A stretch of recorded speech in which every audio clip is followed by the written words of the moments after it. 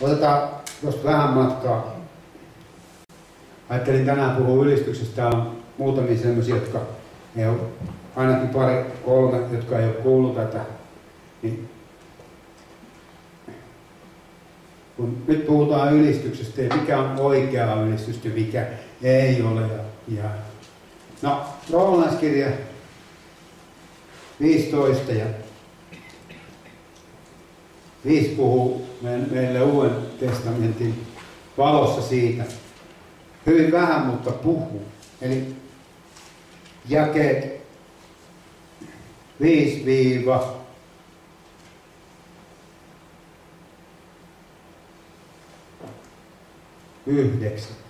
Mutta kärsivällisyyden ja lohdutuksen Jumala suokoon teille, että olisitte yksimieliset keskenään Kristuksen Jeesuksen mielen mukaan. Niin, että te yksimielisesti ja yhdestä suusta ylistäisitte Jumalaa, meidän Herramme, Jeesuksen Kristuksen Isää. Hoivatkaa sen tähden toinen toistanne, niin kuin Kristuskin on teidät hoivaansa ottanut Jumalan kunniaksi. Sillä minä sanon, että Kristus on tullut ympärileikattyjen palvelijaksi Jumalan totuuden tähden, vahvistaaksensa isille annetut lupaukset, mutta että pakanat laupeuden tähden ovat ylistäneet Jumalaa, niin kuin kirjoitettu on. Sen tähden minä ylistän sinua pakanain seassa ja veisaan kiitosta sinun nimellesi. Ja tänään kun mä aloin tuota asiaa pohtimaan, tai itse asiassa Jumala alkoi antaa siihen vähän lisää ajatuksia.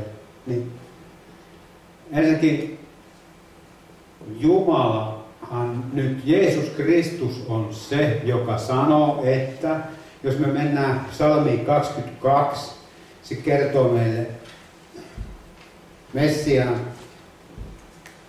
kärsimyksistä ja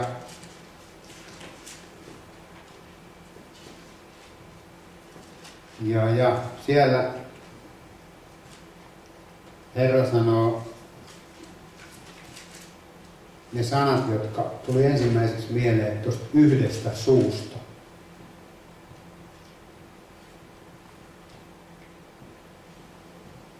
Ensin Herra rukoilee näin, että vapahda minun sieluni miekasta minun ainokaiseni koirain kynsistä. Se kuvaa ristitapahtumaa. Pelasta minut jalopeurain kidasta, villihärkien sarvista, vastaan minut. Minä julistan sinun nimeäsi veljilleni, ylistän sinua seurakunnan kesken. Te, jotka pelkäätte Herraa, ylistäkää häntä, kunnioittakaa häntä kaikki Jaakobin siemet, kaikki Israelin siemet, peljätkää häntä. Eli itse asiassa siinä on lainattu sit samaa jaetta, että mitä me nähtiin tässä roomalaiskirjeessä, että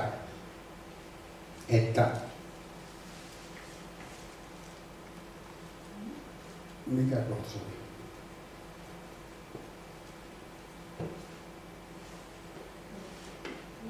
Sen tähden minä ylistän sinua pakanain seassa ja veisaan kiitosta sinun nimellesi.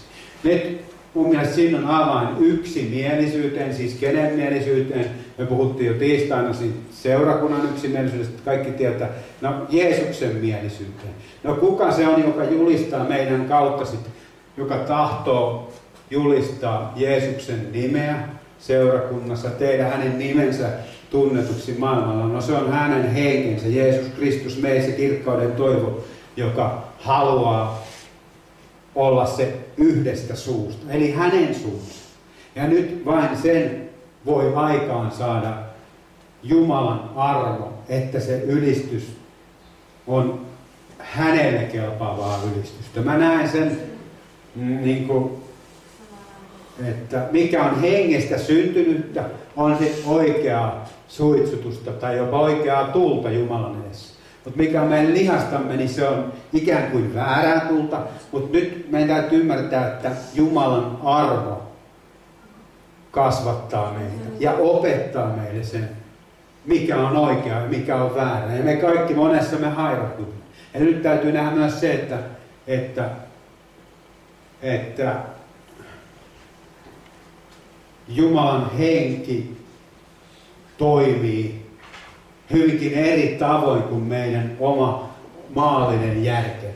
Ja sen tähden me laitoinkin tuossa, toi vanha opetus on toi järjen päätelmä, toinen Korintalaiskirja 10, että me hajotamme maahan järjen päätelmät jokaisen ajatuksen, joka nostetaan Jumalan tuntemista vastaan, ja vangitsen jokaisen ajatuksen kuuliaiseksi Kristukselle. Ja no, tuo järjen päätelmät vain sen tähän, että meillä kaikilla on siis joku mieli päässä, siis se lihan mieli, jonne on lapsesta asti kirjoitettu tiettyjä asioita, mistä se meidän mieli ikään kuin muodostuu. Ja nyt se mieli voi ajatella, miten ylistetään Jumalaa, miten rukoillaan, mitä on Jumalan palveleminen. No, mitä on oikea Jumalan palvelus? Jos ei muuta tiedä, mikä on oikea, niin se, että käy katsomassa orpoja ja leskiä heidän ahdistuksissaan. Uskoisinpa, että Jumalan henki vie meitä kaikkea sitä kohti. Koska viime päivinä ja tuossa kokouksessakin, kun vanhemmista kokouksessa rukeltiin, niin Herran henki sanoi, että eikö se, että viet kurjat kulkijat huoneeseen ja vaatetat hänet, etkä kätkeydy siltä, joka on omaa lihasi. Kysymys ei ole siis pelkästään jostain teologian systeemistä, että mitä toi tarkoittaa, mitä tämä. Me ollaan hyvin helposti mennään siihen. Mutta suurin on rakkaus. Ja rakkaus mun ymmärryksen mukaan yksin uskosta ja yksin armosta. Ja armo saa aikaan sen rakkauden kautta, millä hän ensin rakasti meitä tekemään niitä tekoja, jotka hän tekee. Eli ne ei myöskään ole niitä omavanhuskaita. Eli nyt järjen päätelmä voi olla, niin kuin mulla oli se, että ainoa tapa rukoilla on näin. Ja sillä ja varsin hartaasti. Pää näin ja lautapenkillä näin. Ja naisilla on nutturat ja miehillä on mustat puvut ja naisilla. Se oli mun mielikuva jostain. En tiedä mistä. Voi olla suomalaiset elokuvasta jopa. Koska luterilaisessa kirkossahan me näin niin kuin ihmiset, ne oli, eihän ne nyt niin. Niillähän saattoi olla jopa kovinkin synttiset vaatteet päällä. Näin lainausmerkeissä synti. Mutta me oli varmaan jostain vanhoista elokuvista, missä ne, tai vanha taulu, missä ne piti rannalla kokouksia, missä hyvin hartaasti rukoiltiin Jumalaa. No, eikö kuulosta monen mielen ensimmäiseksi ihan oikean ajatuksen? Kuinka monen mielestä kuulostaa? Suomalaiset tavat. Kuulostaako kaikista? No, Raamattu sanoo, että minä tahdon, että miehet joka paikassa kohoittavat pyhät kätensä ilman vihaa, ilman epäilystä. Ja mä tänään katsoin sen, mitä se vihaa, siinä on muutakin, ilman niin kuin, närkästystä. Närkästyskin on oikeasti aika hyvä. Helposti me närkästytään toinen toiselle vähän. Jos siinä tulee sellainen, että ei viitsi sylistä. Närkästys laitetaan pois niin, että me tunnustamme sen. Ja viha me laitetaan myös. Että Jumala, minä vihaan sitä ja tuota ja tuota. Ja Herra, anna pesä minut verellesi. Ja siinä Pyhä Henki pysäytti. Se ei ole iso ilmetys. Voi olla ihan omasta järjestäkin, että eihän tässä Raamatussa edes lue missään, että meidän pitäisi rukoilla käät ristissä. Ei missään. En mene nyt sitä sanoa, että se ei ole hyvä asia. Rukoillaan vaikka jalat ristissä, mutta pääasia, että rukoilla. Mutta se kuulosti, se on järjen päätelmä ja hyvin hiljaa ja paatoksellisesti ja kaikki muistaa sen, että se, tässä seuraava oli sitten se harras, että rukous voi paljon, kun se on harras. No harras tarkoittaa kreikan kielellä energio, eli energia kuvaa mulle voimakkaasti. Aktiivinen, voimallinen ja johon ikään kuin se uusi henki yhtyy. Siinä on vähän sama, tai ei vaan vähän, vaan paljon sama asia kuin ylistyksessäkin. Kun Pyhä Henki meissä, Kristus meissä saa rukoilla ne rukoukset. Toki Jumala kyllä kuulee meidän rukouksemme ja siinäkin hän vie meitä koko ajan syvemmän. Että me voidaan rukoilla hänen tahtonsa mukaan, että me voidaan ylistää hänen tahtonsa mukaan, niin me tarvitaan Jumalan armoa, joka kasvattaa meitä, jotta me saadaan päästä kasvamaan. Se tulee sitten automaattisesti, kun me ei lyödä niitä omia järjen päätelmiämme lukkoon, että näin tämä ei ole. mutta monissa tietyissä uskon suunnissa voi olla hyvinkin kovat järjen päätelmät ja oppilinnoitukset. Eli nyt ylistyksestä sen verran ennen mielenuudistusta. Eli Jumalan kiitos, meillä on ollut täällä seurakunnassa muutamia, jotka on lesterilaisuudesta. Herran henki on vetänyt niitä tänne. Ja niitä on ollut muutamia, ne kaikki on alkanut ylistää Jumalaa. Niin minä uskon niin, että siinä on, miten me ylistämme, miten Pyhä Henki on sen meille opettanut.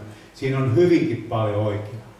Se on mahdotonta, tiedättekö, ilman Jumalan armoa ja ilman saada ymmärtämään ihmistä esimerkiksi, joka on aina kuullut opetuksen, että rummut on ihan suoraan saatanasta, saatikka sitten kitara, niin että hän menee rumpuihin. Etenkin haitari.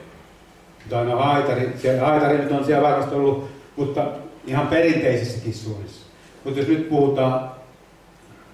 puhutaan luterilaisuudesta ja sieltä tulevista uskon suunnista, niin sitä ei voi tehdä kuin Jumala yksin. Ja minä uskon, että silloin Herra haluaa, että me kaikki saataisiin se yksimielisyys. Hei Herra, mä haluan avata sydämen sinulle. Ja nyt meidän mielen siis täytyy uudistua sen tähden, että meillä on niitä järjen päätelmiä. Ja roomalaiskirja, hän puhuu siitä. Roomalaiskirja 12.2 puhuu siitä, että tämä ykkönen on nyt tuossa vähän huono itse asiassa. Mulla jäi se oikea kotiin, mutta meillä on tämän toisen jakeen. Älkää mukautuko tämän maailman ajan mukaan, vaan muuttukaa mielenuudistuksen kautta tutkiaksenne, mikä on Jumalan tahto, mikä hyvä ja lopullista. Ja nyt toi muuttukaa, meidän tulisi siis muuttua meidän mielemme Kristuksen mieleksi. Ja nyt se muuttukaa, sanahan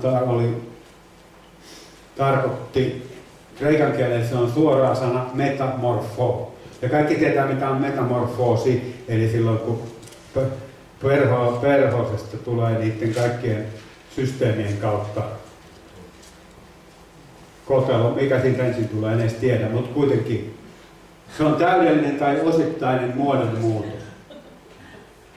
Se me tiedän, että perhonen siitä tulee lopulta.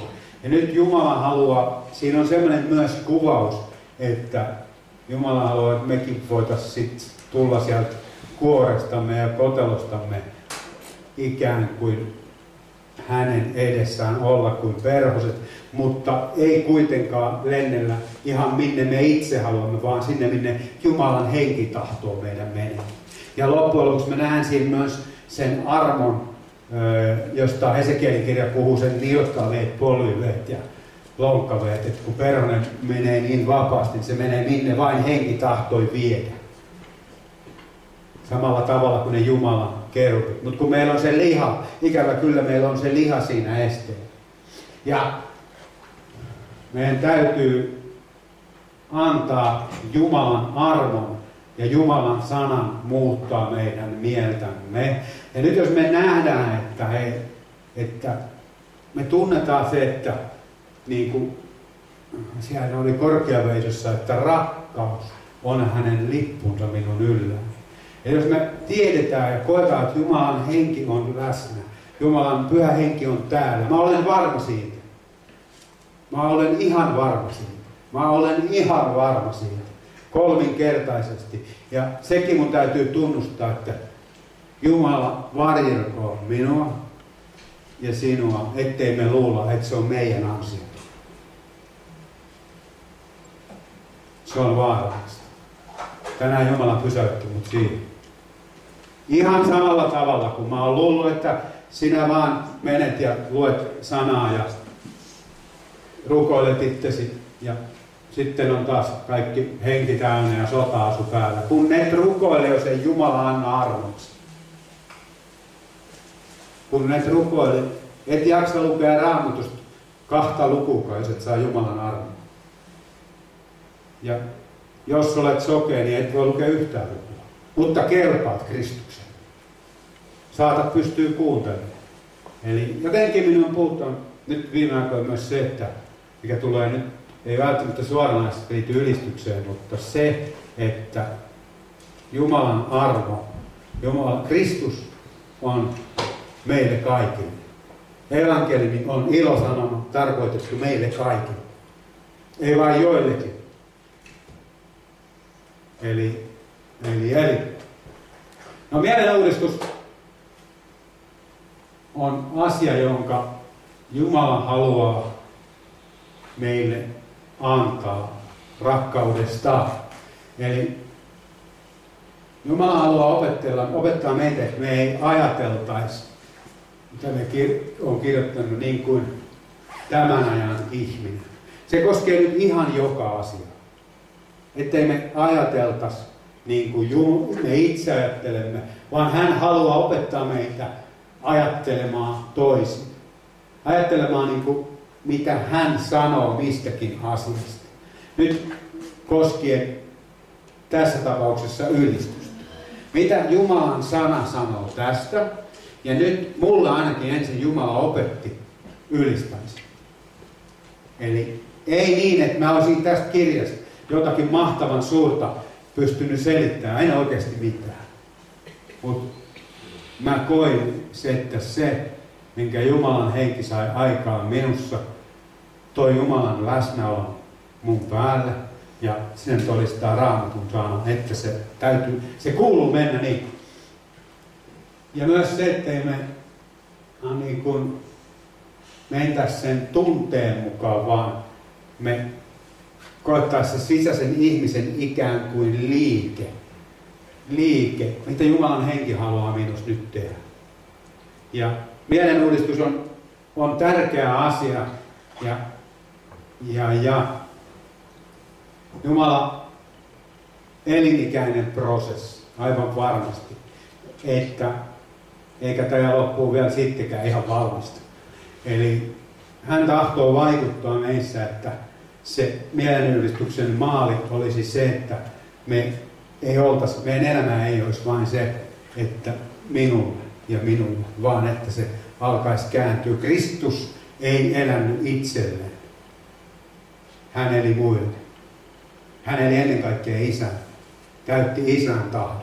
No nyt sinussa asuu se Kristus. Ja hän haluaa sun kautta elää isälle. Sen takia Paavali kirjoittaa, että sen tähden minä niin kuin ahkeroitsen olla hänelle mieliksi. Eli ei sekään Paavali kirjoita sitä, että niin, että ikään kuin hän itse olisi tehnyt jotain. Ahkerois. Se on Jumalan armo. En kuitenkaan minä, vaan olen minä paljon vai enemmän kuin kukaan, jotenkin mitä hän sanoi, en muista, vaivaa nähnyt. Mutta en kuitenkaan minä, vaan Jumalan armo, joka minussa vaikuttaa. Ja se puhuu meille siitä, että mitä enemmän sä oot saanut kokea Jumalan armoa, mitä enemmän sulla on Jumalan armoa yllä, sitä enemmän se aikaan saa sitä halua tehdä asioita Jumalalle. Olen aivan varma siitä. En puhu nyt pelastuksesta, vaan siitä, mitä enemmän me saadaan Jumalasta, Jeesuksesta ymmärrystä ja hänen rakkaudestaan ja hän saa hallita meidän kehoamme, niin sitä enemmän me haluamme palvella häntä. Ja lopulta siihen jää vaan se, minkä ilmestyksen mä oon kokenut, että mä oon tällä viikolla saanut yksin uskosta, yksin armosta. Se tulee sen tien kautta se yksin uskosta, yksin armosta. Koska vain armo on se Jumalan aikaan saama voima. Psalmi 66:17 puhuu meille ylistyksestä, että häntä minä suullani huusin ja ylistys tuli minun kielelleni. Eli siinäkään meidän nyt ei tarvitse välttämättä tietää, että miksi se tuli. Siinäkään suoraan selitetä, että pitää matematiikasta järjellistä meidän mielellemme sopivaa juttua. Mutta mä oon nähnyt, kun ihmiset huutaa näin, kiitos Jeesus, kun yhtäkkiä sellainen sielu, joka on ihan ukossa, vapautuu. Eli joskus sitä voi oikeassa hetkessä ja oikeassa paikassa ikään kuin pikkusen tuupata, että hei tee näin, niin silloin se Jumala vapauttaa ja sä uskallat avata suun, koska Jumala haluaa kuulla meidän äänemme. Hän rakastaa kuulla sun ääntä, kun sä tunnustat hänelle sitä. Ylistäminen oli myös siis tunnustamista. Minä rakastan sinua, Jeesus. Kokeilepa joka päivä 10 kertaa, niin uskon, että elämäsi muuttuu. Oikeasti. Se on tunnustamista myös. Eli se hebrean kielen sana halaa. Nyt meidän Jumala etsii siis ihmistä, joka on antautunut hänelle. Hengellisesti, mentaalisesti ja emotionaalisesti. Eli siis kokonaan.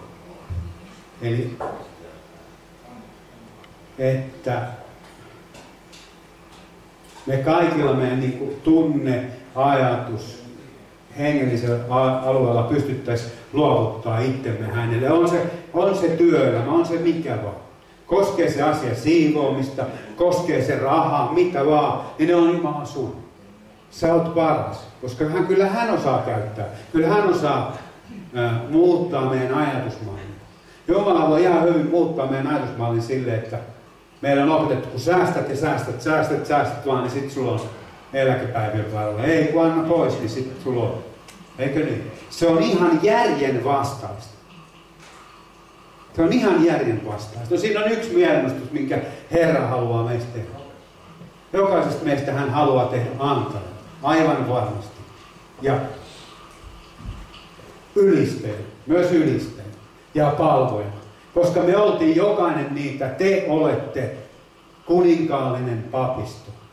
Tuntuu sulta nyt siltä, että olet papistoa tai et. Mutta Raamattu ilmoittaa sen niin. Sinä olet kuninkaallinen pappi. Ja papin tehtävä oli mikä? Uhrata hengellisiä uhreja. Niin pikkuhiljaa hän opettaa meitä uhraa.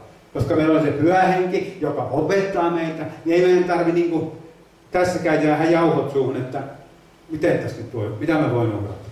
No, yksi on kiitos. Kiitos Herra. Kiitos, että sinä olet Jumala. Sä oot hyvä. Sä oot tässä, vaikka tuntuu tosi pahalta. Toisaalta siellä sanotaan, että jos joku kärsii vaivaa, niin rukoilko. Että ne on vähän semmosia henkilökohtaisia, mihin kohtaan henki johtaa.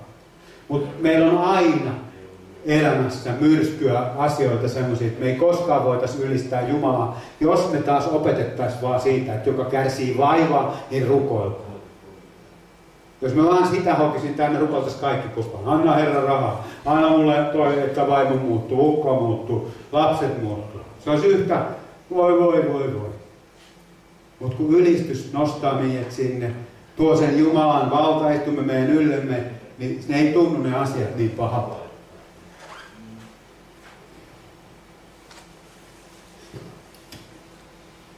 Tärkeä asia siis on se, että mihin Jumala johtaa meitä, Pyhä Henki johtaa meitä, risti johtaa meitä siihen, että me opitaan alistamaan se oma tahtomme Jumalan tahdon alle. Ja ihmettelen, että vielä tänä päivänä on opetusta, jossa ei opeteta niin, että Jumala ei halua, että me kielletään oma tahtomme. Eihän meidän elämä ole enää meidän. Mä yritän tämän sanoa nyt rakkaudessa. Rakkaat ystävät, hän on kalliisti ostanut meidät itselleen. Mitä varten? No, että me eläisimme hänelle ja hänen kauttansa. No, totta kai hän ei kiellä myöskään hyvää, mutta silti hänen tahtonsa on se paras tahto. Eli jos joku tahtoo minun perässäni, niin kulkea hän kieltäköön itsensä ja ottakoon joka päivä ristinsä ja seuratkoon minua. No, ristin ottaminen on sitä, niin kuin olen täällä jo monta kertaa sanonut, että silloin kun se meidän oma halu ja into ei kohtaa siihen Jumalan antamaan sanaan. Pikkuhiljaa hän opettaa meitä. Sitten jossain vaiheessa mä huomasin, että hän antaa jopa, mulla on hurja into tehdä, että kun henki sanoo, että mene ja ajaa 1000 kilometriä, mä menen sinne ihan yes. Mutta entäpä sitten ystävät, kun siitä tulee sun työ? Ne kilometrit on ihan yhtä pitkät kuin kellä vaan. Ne on ajettava. ja siitä tulee työ ja siitä tulee rutiini, ja se ei enää tunnukaan, että jes, kiitos Herra. Vaan silloin vaan pitää, sitten armo tulee usein voimana, ja aina on tullut voimana siihen mukaan, ja kiitos Herra. Siellä missä minä olen, siellä on myös minun palvelijani oleva. Silloin saa kokea sitä Jumalan rakkautta, kun hän lähettää. Nyt ei mennä asenteisiin. Tässä vaan lukee näin, että laulan ja iloitsen hänestä, koska hän sitä toivoo ja haluaa, riippuen niinkään siitä, miltä minusta tuntuu. Eli meillä on tällainen, helposti käy niin, että kun sieluvihollinen tuonteen mestari pystyy meille luomaan pienen riidan vaikka matkalla, tai joku juttu just tulee ennen kokousta, tai joku asia, niin en mene tänään en ole puhuta yhtään laulaa kuin Jumala. Ainakin mulla oli yhdessä vaiheessa niitä tosi paljon, yhdessä vaan kasvuvaiheessa. En minä nyt tänään laulaa, kun tämä koko päivä on mennyt ihan pieleen. Mitä ylistettävää tässä nyt on? Ja silloin taas, kun tie vie alas, sinä sanot ylös, silloin se toimii, että sä annat Jumalan hengen vaan inspiroida ja tehdä sinussa sen työn.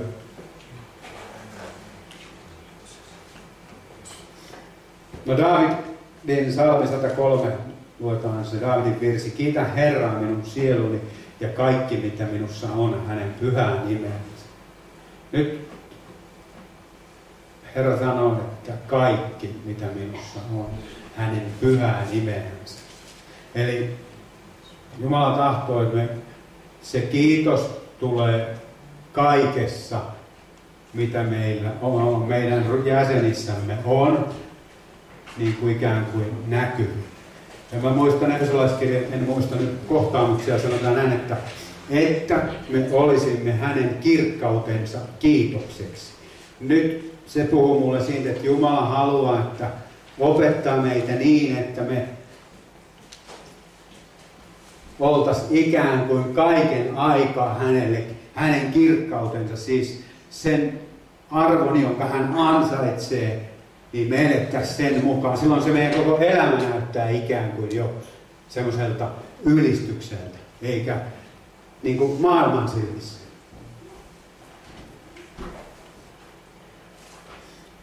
No, nyt voidaan hajottaa taas yksi järjen päätelmä siitä, että haluaako Jumala kuulla meidän ääntä. Eli Raamattu osoittaa meille kaikille selvästi, että Jumalan henki johdattaa meitä laulamaan, rukoilemaan ja palvomaan ja ylistämään häntä myös äänellä. Sefanian kirja esimerkiksi luku 3 ja 14. Iloitse tytär Sion, puhkea huuto. Ja kyllä mä näen tässä myös, että Jumala haluaa seurakunnan, niin siis Israelin kansan puhkeaa huutoa, niin kyllä hän haluaa myös seurakuntansa. Koska jos se jostain oikein iloitset, jos se on jotain oikein, niin kyllä se synnyttää aina ääntä. Tietysti jos pyörtyy onnesta, jollakin lottovoittajalle voi käydä niin. Mutta sitten psalmi 66 ja 1. Veisatkaa, Veison johtajalle lauluvirsi. Kohottakaa Jumalalle riemuhuuto kaikki maa. Ja ne on kaikki sit Pyhän Hengen aikaansaannosta. Ja kyllä mä hyvin muistan, miten vaikea oli ensimmäisen kerran rukoilla ääni. Ja se voi olla täällä ja ajatella, että miten se on mahdollista. Se oli alussa tosi vaikeaa. Pikkuhiljaa. Se on Jumalan hengen työtä. Ja ylistämään mä opin niin, että mä saan hyvän neuvon, ota voideltu levy. Ota voideltua ylistysmusiikkia, silloin me vaan annettiin levy. Ja se on hyvä keino. Antaa jollekin sellainen levy, missä Pyhä Henki liikkuu. Koska nyt siinä on vaara, että joku ihminen tilaa netistä 10 levyä ja yhdessä on voitu. Ja siihenkin tullaan kohta. No, ilo ja riemuun liittyy ele. Kaikki on varmaan sitä mieltä. Jos oikein iloitsee, niin saa vähän pomppia ja hyppää. Te vähän taputtaa vaikka käsi. Ajatelkaa jalkapallopeliä, vaikka se nyt on ihan täysin. Enkä ole Mikalle tarkoitettu ollenkaan sivallus, mutta maailman ihmiset palvoo stadionilla jalkapalloa. Ja, no, jalkapallo on ihan ok, jos se Jeesus on se ikään kuin kuitenkin sun Jumala siinä ja hän on sinun herrasi, mutta se, että miten ne riamutsee, kun ne oma joukkue tekee maalit. No eikö sieltä tule vähän ääntä? Ihan samalla se henki, niiden henki on taas, ne on melkein yhtä henkeä. Venäjällä huutaa tjönnit. Ne on ihan kuin samassa hengessä. Ne ylistää sitä omaa Jumalaa. Ja nyt meidän tulisi huutaa Jeesus, mahtava Jumala. Se usein lähtee se yksimielisyys siitä, että me pystytään huutamaan, että Jeesus, sinä olet hyvä. Siinä asiassa me usein ollaan kaikki samaa mieltä, kun me ollaan pelastettu. Ja sitten pikkuhiljaa päästään ikään kuin syvemmälle siinä asiassa. Ja Herra sanoo Johannes 11:25, että hän on ylösnousemus ja elämä. Joka uskoo minuun, se elää vaikka olisi kuollut. No, nyt hän on elämä ja elämä synnyttää aina ääntä tai liikettä. No, ruumishuoneella ei ole hirveästi pilsiä. Hoitaja käytä joku, en ole koskaan käynyt, Jumalan kiitos, eikä ole tarvitse. Mutta voin kuvitella, että se on aika rauhallista. No, nyt mä uskon, että Jumala haluaa, että meissä on sitä elämää, joka synnyttää meissä sitä liikettä hänen tahtonsa mukaan. Ja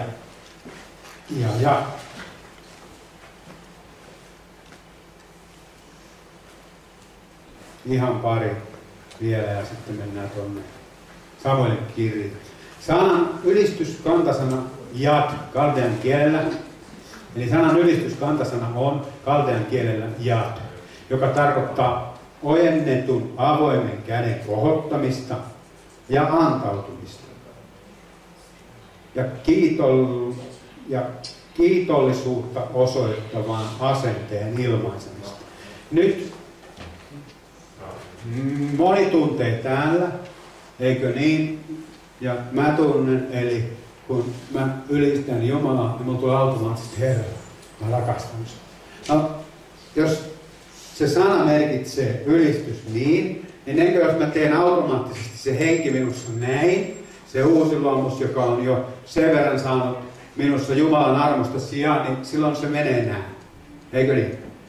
Silloin se ei tee näin, vaan se tekee näin. Meille kaikki. Ja sen mä jo otinkin tuossa tuon 1. Timoteus-kirja 2:8.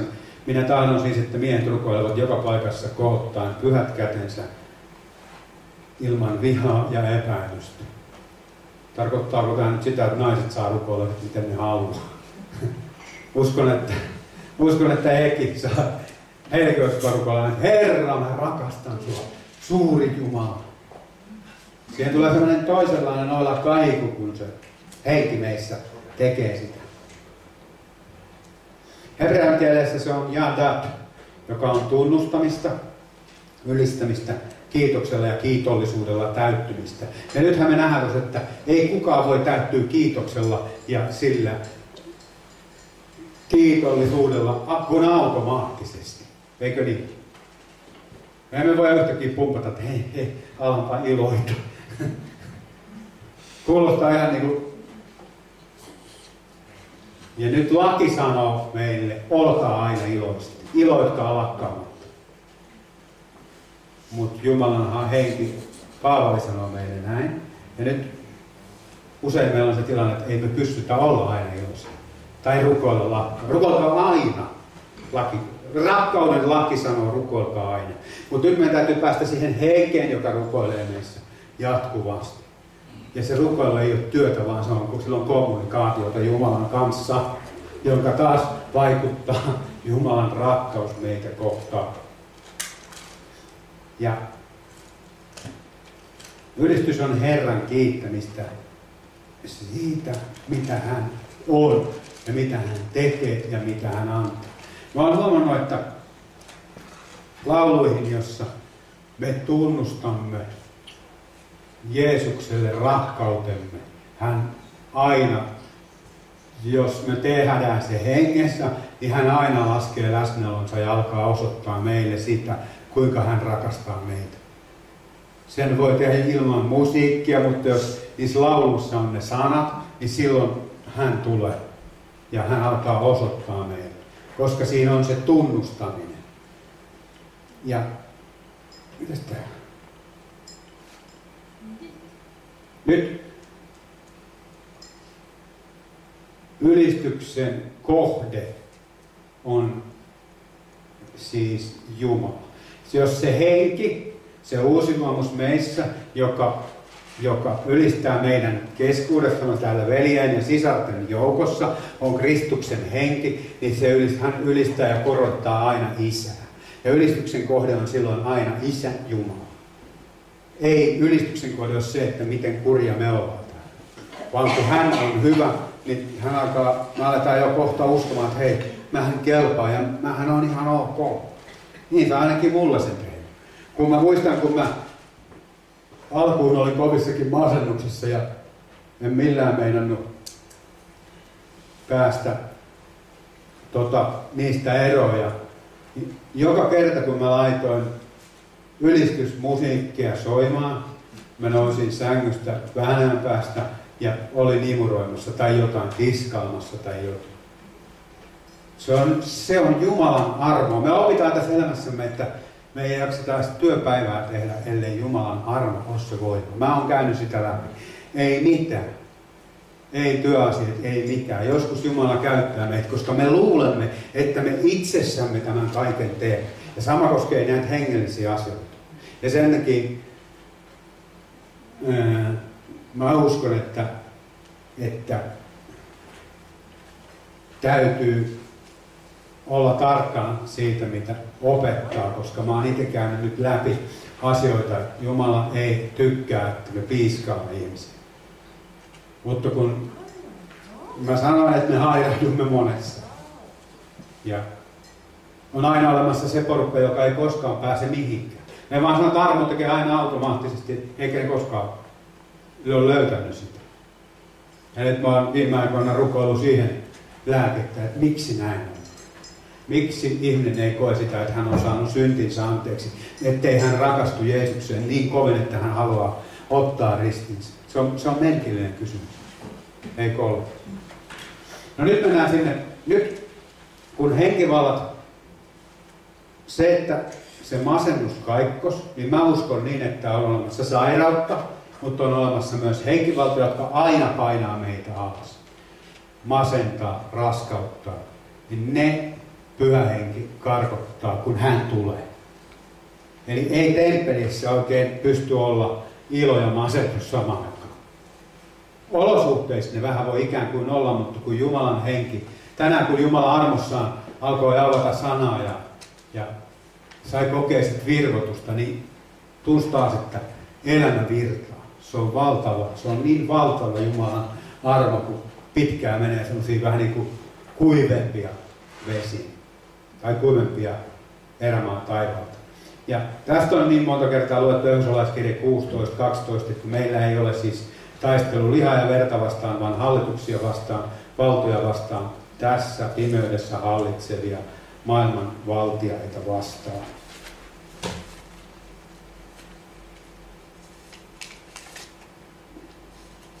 Nyt mennään sitten 1. Samuelin kirja, luku 16. Tuosta puuttuu muutama jae, niin otan sen täältä.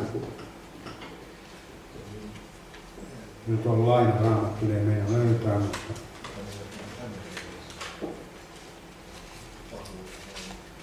mikä on mulle toiminut hyvänä niin kuin esimerkkinä, tai olen kokenut elänneeni sen todeksi, ja monet täällä on kokenut varmasti.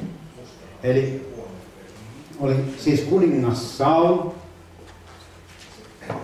ja Saulhan oli kuningas, jonka kansa oli pyytäneet silloin, kun Saul halusi pitää, siis Jumala olisi halunnut, että maassa on profeetta ja mutta ne halusi kuninkaan. Eli Saul nimi tarkoittaa pyydetty. Ja Saul kuvaa, niin kuin Saulus Tarsulla, niin se kuvaa sitä, kun Saulus, eli Paavali, eli lihan vallassa. Saul kuvaa lihallista lihaa, meidän lihamme tai jotain muuta lihaa. Ja nyt Saulilla, itse asiassa, tässä nyt tulee varmaan väärä kun tämä menee tuonne nauhalle, niin tässä tulee nyt väärä teologia, jos mä sanon, että meissä kaikissa on ikään kuin Saul ja Daavid. Meissä kaikissa on se vaan lihanpuoli, joka pyrkii niin kuin, tekemään oman lihan mukaan ja mielen mukaan. Mutta meissä on myös se uusi luomus, joka mun mielestä kuvaa Daavidia. Ja pikkuhiljaa se uuden luomuksen kasvu kuvaa meille sitä, että sen pyhityksen aikana Daavid pääsee meissä valtaan. Eli se oma minä siirtyy sieltä meidän sydämen valtaistuimelta ja Herra tulee sinne perille. No,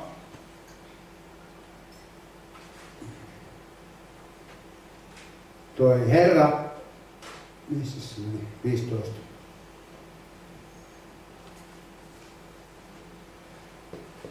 Niin 16. Tämä on jossain kohtaa otsikoitu. Jaetaan jakeesta 14. Mutta Herran henki poistui Saulista ja Herran lähettämä paahenki vaivasi häntä. No, nyt me uskomme niin, että Herran henki ei meistä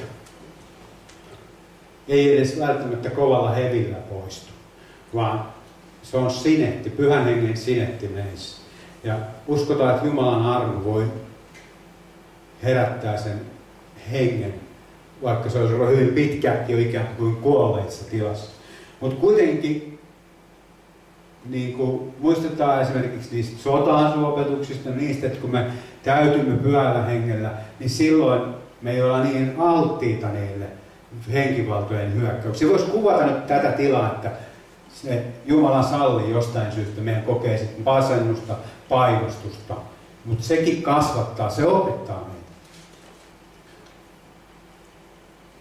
Ja sitten Saulin palvelijat, kuninkaan siis palvelijat, sanoivat hänelle, katso Jumalan lähettämä henki, paha henki vaivaa sinua. Silloin ei varmaan ollut tätä nykypäivän lääkäritekniikkaa. Ne ovat vienyt sen johonkin mielenterveystoimistoon. No, mä oikeasti arvostan myös niitä työntekijöitä, jotka tekee työtä mielenterveysalalla ja vähän joka alalla. Tässä on kaikenlaista joutunut tämänkin elämän varrella apua hakemaan, jos mistäkin, enkä ollenkaan sano, että etteikö ne ihmiset ymmärtäisi ihmisen mielestä jotakin. Jos ajatellaan vaikka rakennusmiestä, niin kyllä rakennusihminen tietää, miten talo rakennetaan paremmin kuin minä. Niin kyllä nekin jotain ymmärtää. Mutta kuitenkin Herralta tulee ratkaisu. Herralta tulee ratkaisu. Ja sitten ja kuitenkin ne käskekö vaan niin Herramme niin, että palvelisi, jotka ovat edessäsi, etsisivät miehen, joka taitaa soittaa kannelta. Että hän, kun Jumalan lähettämä paha henki tulee sinun, soittaisi sitä ja sinun olisi parempi olla. Nyt tässä minulla olisi tänään semmoinen ajatus, että Saulin palvelijat ajatteli niin, että ei sillä ole väliä, kunhan se mies soittaa vaan kannelta.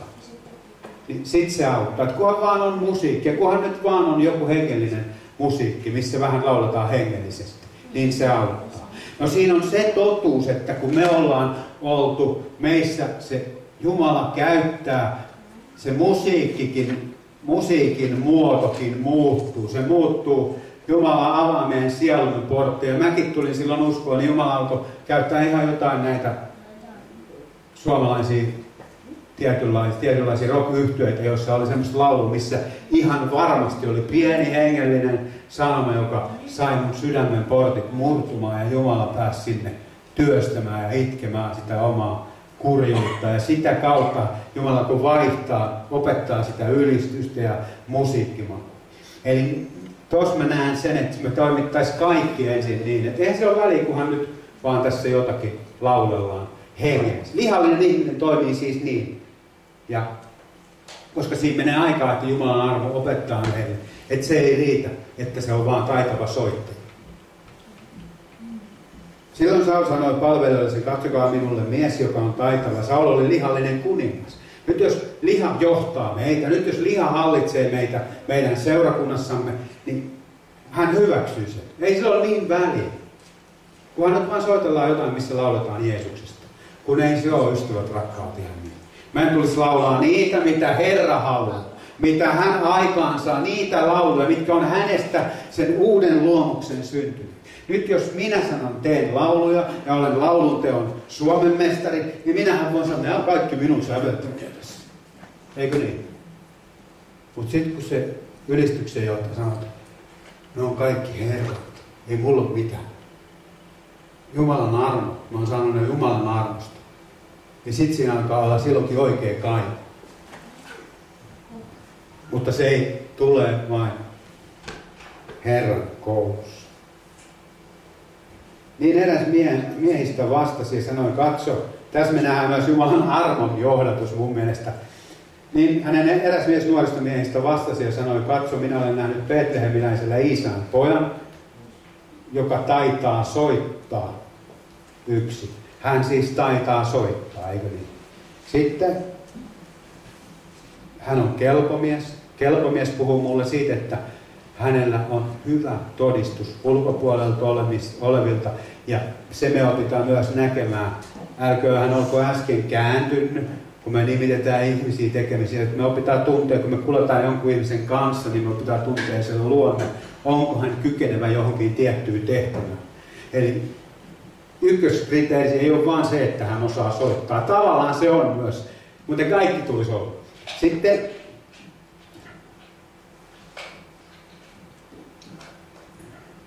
joka on kelpomies ja sotilas, sekä ymmärtäväinen puheeltaan ja komea mies, ja Herra on hänen kanssaan. Kelpomies, sekin tulee ilmi siitä hedelmistään puutunta. Mutta sotilas on mun mielestä jo, minä kirjoitan teille nuorukaiset, koska te olette oppineet voittamaan sen, joka on paha. Koska kun me palvelemme seurakunnassa, me palvellaan ylistyksessä, niin me joudutaan hengelliseen sotaan. Ja ylistys on myös hengellistä sotaa, ja siihen Jumala tekee itse sotilaansa. Ja kaikkein tärkein asia on se, että Jumala oli hänen kanssansa. Jumala oli Daavidin kanssa. On se mikä asia tässä hengellisessä työssä, kasvussa. Ainahan Jumala, koska Jeesus on näin, että minä olen teidän kanssanne, teidän päivienne loppuun asti.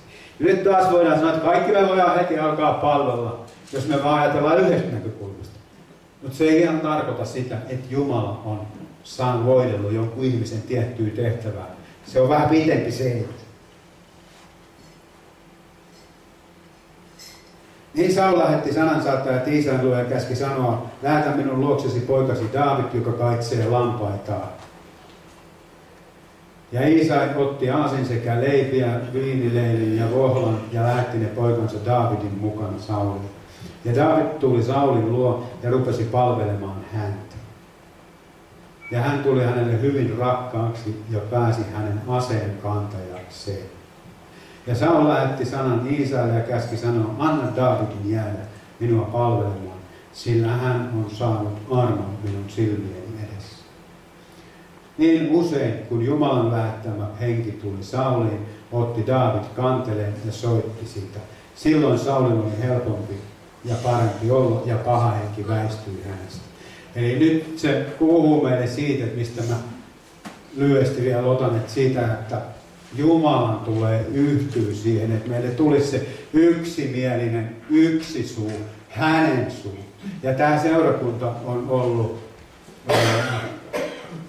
vaikka nyt satun olemaan Jumalan armosta pastorina, uskallan sanoa, Jumala on vienyt meitä yllättävän pitkään. Mä jatkuvasti kuulen, kun mä puhun ihmisten kanssa, miten riitaisia Suomen seurakunnissa on vanhemmistot ja Jumalaa siunatkoon ja armahtakoon ja auttakoon, mutta me saadaan kiittää Jumalaa siitä, että jotain on ymmärretty. Ja nyt mä näen, kuinka siihen ylistykseen on tulossa harha ja on ollut jo pitkään. Eli nyt se perinteinen kirkkomusiikkivirret, niin kuin esimerkiksi saadaan soimaan ihan valtavassa ylistyksen hengessä. Just tänään lauloin sitä, Petri Kosonen oli tehnyt sinne, tai joku oli laittanut YouTubeen se siunattu varmuus Kristus on mun. Se sydämen laulu, aivan mahtava laulu. Ei ole kysymys nyt siitä, onko se laulu uusi vai vanha, vaan mistä hengestä se tulee. Siellä on se yksi suunta, että me täytyy päästä pyhässä hengessä hänelle. Ei ole nyt se laulu niinkään. Ja myös sitten tulee se toisen puolen homma, että tulee niitä semmoisia seurakuntia, missä vaan hypitään ja pompitaan näin. Ja se on paljon vaarallisempi tänä päivänä, koska nuoret on tottunut siihen. Niitä tulee jo luonnostaan se, että pompitaan. Sitten kuitenkin katse on sitä bändiä kohti. Sitten kun bändi lopettaa, huudetaan. Se on ihan sama mitä maailma, eikö niin? Kun nyt meidän tulisi huutaa Jumalaa. Ainoa, joka ansaitsee kunnia, niin on Herra. Siinäkin asiassa. Eli paljon on silläkin alueella. Ja mä olen varma siitä, että Jumala on kutsunut. Se, mikä yksi mun tehtävä on opettaa ja sytyttää sitä ylistystä ja selittää siitä, minkä hän on opettanut. Ja kun mä viimeksi koin silloin viime perjantaina, että oli joku ihminen, jonka sydämen Jumala, että sillä oli tämmöinen niin kuin järjen päätelmä. Mä koin hengessä, niin mä olen varma, että niin oli. Haluaisi opettaa häntä, että hän niin kuin avaisi sydämensä ja alkaisi ylistää. Niin sen takia mä tämän puhun, koska mä koin, että älkää antako sen perkeleen pettää nyt itse, että joku on väärää, kaikki on väärää. Me on kaikki väärää, jos me mennään kysymään eri paikoista, mistä vaan. Ihan oikeasti. Eli ylistää voi toki istuville hiljaa. Ei ole kysymys nyt siitä, vaan kysymys on siitä, mitä hän tahtoo ja mitä hän tekee. Ja uskon niin, että suunta on oikea. Ja kiitän Jumalaa siitä armosta, mikä me ollaan saatu kokea. Ja Raamattu sanoo, että missä veljekset sovussa asuvat, sinne Jumala on säätänyt siunauksen. Psalmi 133 muistaakseni. Ja olen varma, että hän säätää yhä siunauksen.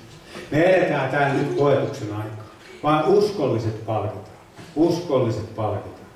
Mä oon nyt niin paljon saanut vahvistusta sille, että Jumala on alkava toimimaan. Ja esimerkiksi oli se, no ei nyt sanota nimi, mutta kuitenkin yksi ihminen, Suomessa arvostettu profeetta, oli profetoinut jossain tuossa lähellä, että herätys alkaa Haminasta. Minä en tiedä, mutta rukoillaan toivotaan, että se voisi alkaa. Ja se tuo mulle sen saman toivon, minkä Jumala on antanut mulle siellä Novgorodin työssä. Hän on itse sanonut, että hän aloittaa siellä herätyksen. Ja viime kerralla yksi profeetta, kun soitin, oli nähnyt ilmestyksen, kuinka Jumala on sytyttänyt sen tulilangan siitä, mikä tulee, se tuli räjähtämään siellä kaupungissa. Ja sitä ei kukaan saanut. Mutta se matka siihen voi olla viikon, vuoden, 2 vuotta. Ja nyt meidän täytyy olla uskollisia. Se on vain yksi. Uskollisia. Jumala kouluttaa meistä nyt uskoakseni niitä, että me kyetään ottaa niitä ihmisiä.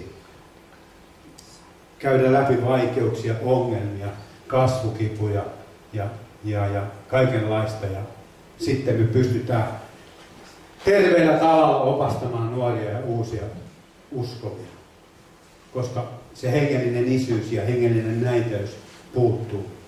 Se puuttuu hyvin paljon tänään. Totta kai niitä on. Aina on olemassa se seurakunta erämaassa. Aina on olemassa se jäännös. Seurakunta erämaassa. Vailla toivoa, vailla ruokaa, vailla vaatteita, vailla vettä. Ajatelkaa. Ei ollut kuin yksin. Jumala, iankaikkinen Jumala, ja se seurakunta Ermassa, joka olemme me.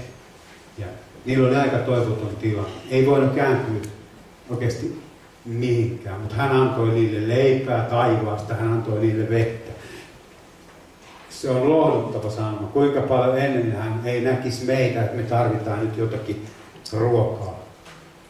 Kun teillä on elatus ja vaatteet, niin tyytkää vähän. Aamen.